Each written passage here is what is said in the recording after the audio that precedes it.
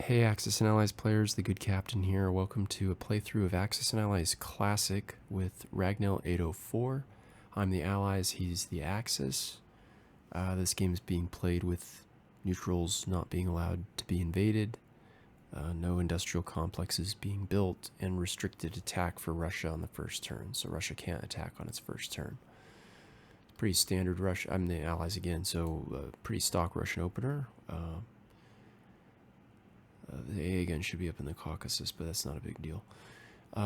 So the reason I'm doing this series is because it's about time I share with the Axis and Allies community what I have found to be the better way of tracking dice, not by counting pips or even just battle calculating, but doing some work to get a very accurate, or I'll leave you to be the judge and practice verbalizing this for the main channel in a video I plan to release, but this appears to be an extremely good way of finding out who's actually getting diced, if anyone.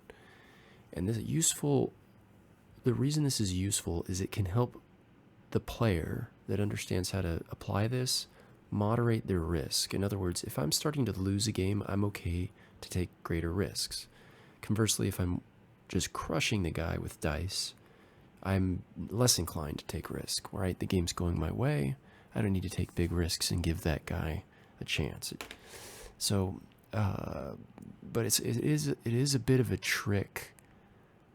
This is developed. I've developed this personally just by myself over many years in trial and error.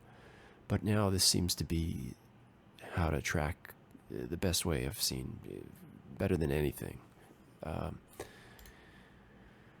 Okay, so we're going to get into it right now, but first I just have to say that Ragnell 804 is an extraordinarily talented player. He's also, there's nothing like it in my life that I've seen with regards to luck, and I know this is just such a common complaint, but I am really not someone who complains about dice, but this fellow is a charmed player, at least with Marty. He would not even disagree with you. That's how insane this is. I reserve a word I thought I would never use, but his luck is phantasmagorically good. And this first turn is a perfect distillation of the thing I'm talking about. Now, it's not going to be the topic, so I'm just mentioning this to get this out of the way. This is a fairly stock German opener, and it's also going to be a perfect German opener. There will literally be 0 casualties for the German player. Every single piece will survive. Everything that was attacked will be destroyed. And this is, honestly, at this point, just common. He and I are used to this type of stuff. Now, as irritating as this is when you're trying to play a competitive game, it has nothing to do with what we're trying to do in terms of tracking dice. I'm just saying that now because the dice results are going to be massively skewed in favor of the Germans. So let's walk through this nice and slow and see what a massive skew looks like in a single turn using this method of tracking the dice. So the easiest battle to compute first, I think, is this one in the Western Mediterranean. So we pull up our battle calculator and run out 20,000 battles. And when that's done, most folks look at this winning percentage up here, 80, 10, 10, and kind of go off of that. That's not what we're interested in. That is interesting. It tells you, the weighted odds of who's going to win. But what you want to know is what the average attacker units left are when the Germans win. So assuming they win, and we'll get to when they don't, but assuming they win, the average attacker units left is 1.29. That's what we're interested in. Average attacker units left when the attacker wins. Okay, 1.29. So at the end of the battle, we don't care. This is where people get confused. It does not matter how many rounds the battle took. That doesn't matter at all. That's the very first thing we have to just get rid of. Don't let that confuse you. We just go to the end result. What is the end result? Both German pieces survive. So when we go back to that percentage, the expected result was 1.29. but 2 pieces survived. So the Germans scored, oh, this says 0.63, so we'll just go with one. It's going to be, what? We'll go with 1.62, okay? So that's, the Germans are up 0.38 pieces. Does everybody understand that, hopefully? Right? Because they should not have had 0.38 of a piece. But this is the fraction that they gained by having 2 whole units left over. So I write that down. I write down plus 0.38. Okay? So I just made a note off to the side. I thought about pulling up an Excel spreadsheet, but I don't have the time. So over here, the naval battle has to be fought first.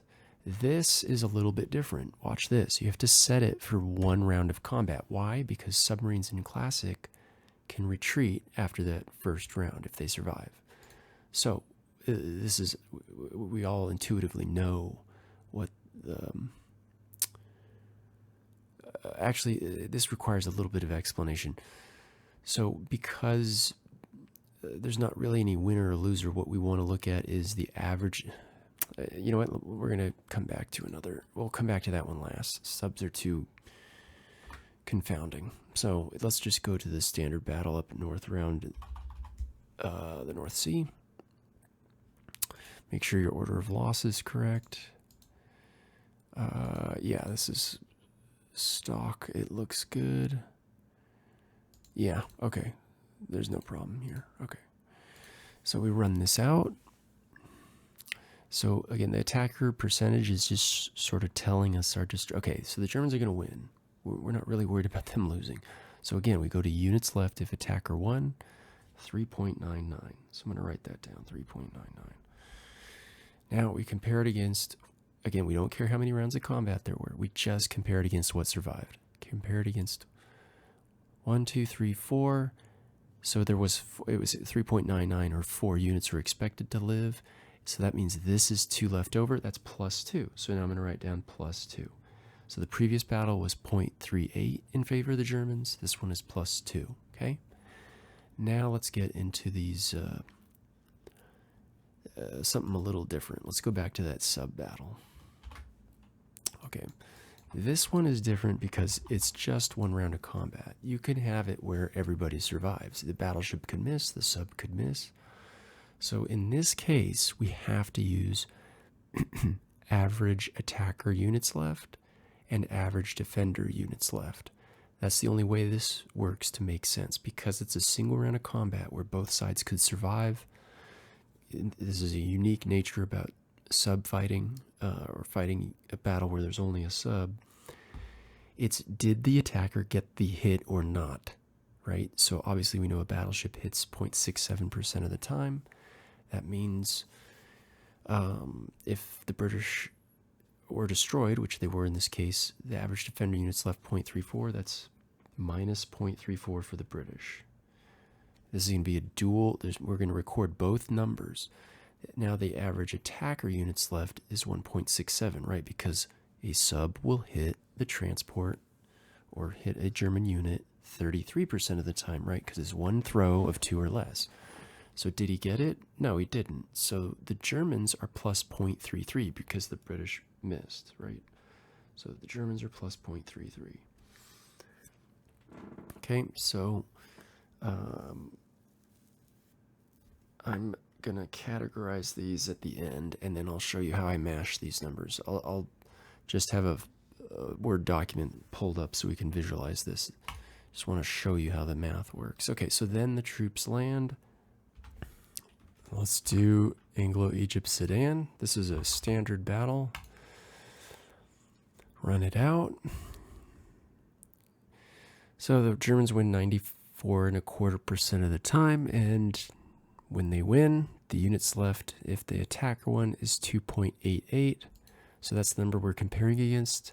We expect to have them have 2.88, but they have 4. So the difference between that is what? 1.12. That's how you get to 4. So the Germans have plus 1.12, right? They expected to have 2.88 survive, but they had 4 survive. That's plus 1.12. So I'm just kind of accumulating these things. And finally, we get to this battle out in the water. This goes for 20,000 battles. And this is where we can't actually use units left if attacker won, right? Because you can't. You can see that 72% of the time the Germans win. That's far from 100%.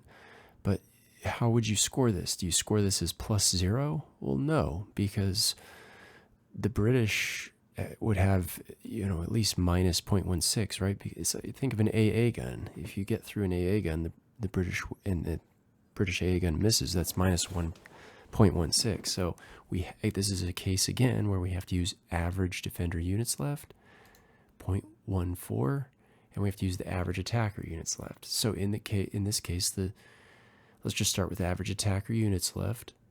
It's plus 0.29. They're supposed to have 0.71 1/100ths of a piece survive, but they had a whole unit survive. So it has to be a minus number. It's either minus 0.71 if the German fighter dies, or it's plus 0.29 if it doesn't. So in this case, it's plus 0.29. And the same is true for the British transport. It's either plus 0.84 if it survives, or for the British, minus 0.14. And that's what the British got. They got minus 0.14. And finally, this catastrophe, this horrible nightmare of an opener that I've never seen in my Axis and Allies career is over. The perfect German opener. Okay, so how bad was this? Well, let me show you. Okay, so all the battles for Germany, I rattled these off, plus 0.38, plus 0.2, plus 2, plus 0.33, and all this. The German total was plus 4.12.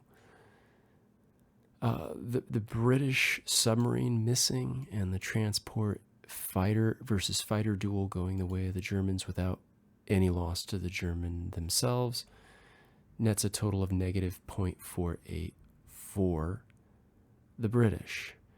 And I like to you can leave it like that and just bucket them, right? You could have the Axis number over here, you could have the Allied number over there, you could do it by power, but I like to get things down to one single number. So I'll take whoever has the higher total and say, total Axis or total Allied.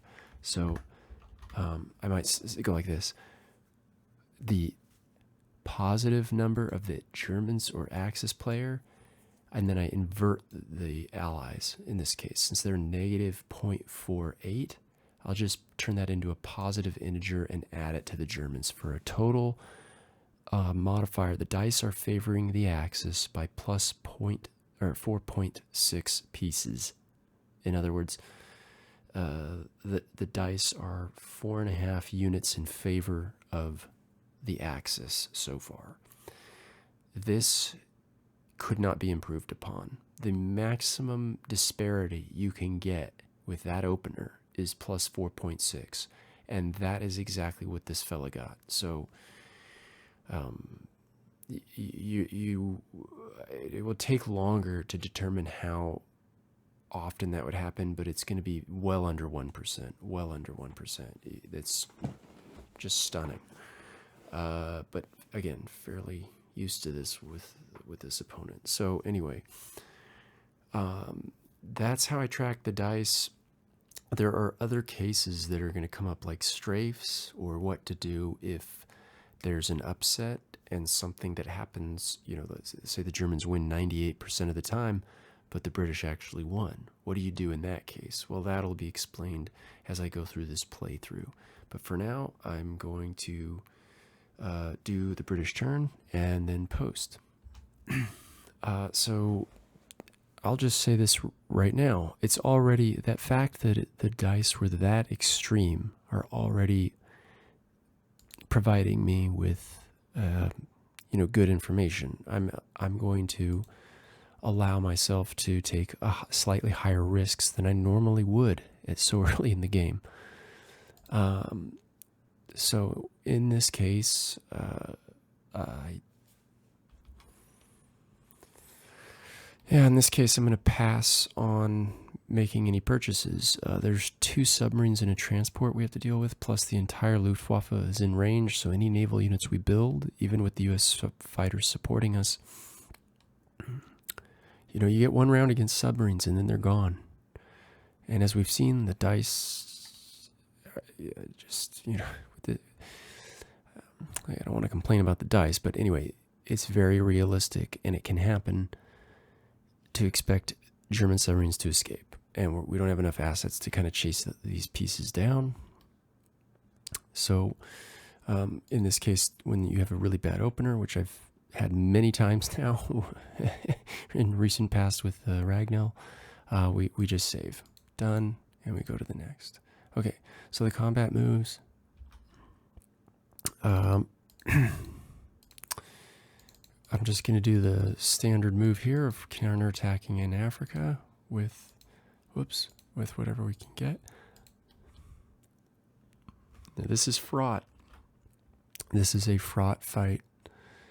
Not that you can retreat with naval combat. You can still see the percentages where when I click retreat when only air is on, it tells me how close it's going to be to the air. And that's almost a coin flip, right? We might lose a bomber or a fighter on this. But since we can't retreat anyway, let's see what the actual odds are. I think it's 80 something. Yeah, 86.5. That's not bad. And the units left, if attacker 1, we're expecting to have both air units, and most of the time we'll have a ground unit. You can see there's about a 1 in 6 that we don't have that ground unit when we win. So this is the closest thing that you'll ever hear to Anchorman's famous quote actually being true, where 86% of the time it works with 3 units left. 86% of the time it works all the time. So that's not a horrible attack, but it has quite a bit of variability. The other attack we need to make is we just have to clear the ocean. There's no way around this. We're 75% chance to get just 1 hit. And when there is a hit, it's up to our opponent to pick either the sub or the transport. So I'll have to put it to him. But otherwise, I'm just going to pass this turn. We'll do Anglo-Egypt Sudan first. And double check everything. Yeah, we go. Let's do Anglo-Egypt Sudan. Sure. All right, just 1 piece. Hey, a whiff. Okay, right, there we go. Okay, we're almost done. Come on, baby. Okay, we cleaned them out. Hey, 86% of the time it works all the time. All right. We're still in very bad shape because, when the sub hits, there's no problem in the Mediterranean. If the sub misses and is destroyed, which is just takes away all your options, that means the Germans are coming back. So, and then here, double whiff, he throws back. So I think that I'll be, whoops. I didn't mean to do that. I meant to have him retreat his submarine. So what we're going to do is use the onboard roller and just roll 2. So, Ragnell, if you're watching this is my fighters going for round 2. I'm assuming your sub slinks away, and I'll let you pick the zone for your turn.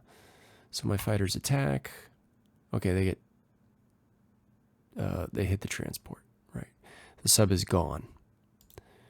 And then we roll for his transport. And there you go. I lost a fighter. So now we're going to rack this into the statistics. So this is going to be a loss. I don't think this is possible to recover from, but again, it doesn't really matter. And the Germans definitely want to come down here. I can't see why they would want something else. Yeah. And yeah, the British lost a fighter. So now we go to the non-combat movement phase.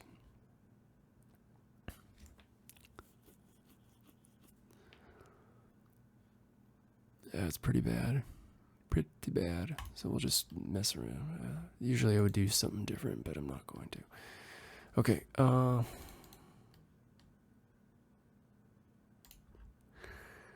And close this turn. But we need to do the stats, right? Now this one, we remember that Anglo-Egyptian, it had 2.83, right? So, or 2.88. Let's just run it again. Units left if attacker won. 2.81. So the British get plus 0.19 for that battle. Okay. And then out here, again, the subs make things weird, but well, actually the first, okay, in this case, this is just learned by experience. This actually wasn't a battle against the submarine, right? Because after the first round of combat, you know, we whiffed the first round, so did they. So the sub was never there. This was 2 fighters versus a transport. So in this case, units left if attacker won. We did win 1.8. That means about 20% of the time you're going to lose a fighter, which is what happened in this case. So it's minus 0.8 for the British. So we have plus 0.19 and minus 0.8. So let's go back here and just pull up a calc. So you have 4.6 axis, right? And British, so since we're coming at it from the Allied perspective, the plus 0.19 for the British is actually a minus 0.19 for the Germans. Sorry, no, it wasn't. Yeah, it was. So, minus 0.19. Okay, so now it's down to 4.41, but then the British had a minus 0.8, right? They lost a fighter against the transport. So that is a positive integer for the Germans, plus 0.8. So the net is now plus 5.21. And we're not even to the end of the first turn. I'm sorry, all you can do is laugh. Okay, so again, as boring as that was, this is mostly practice for me. Thanks for watching this. If you would like to see more about how this technique works and how you can draw conclusions from it, keep following along. Thanks for watching. All the best from the good captain, and bye-bye.